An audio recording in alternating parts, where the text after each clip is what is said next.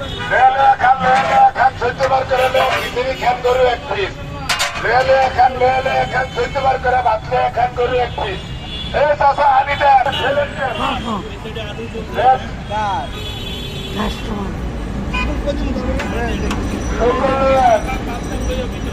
কাকা দোকান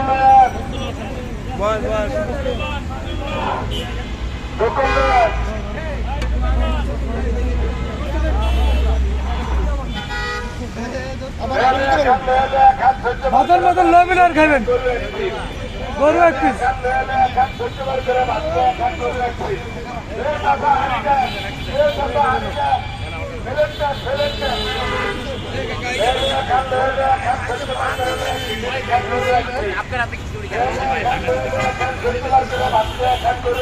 কিন্তু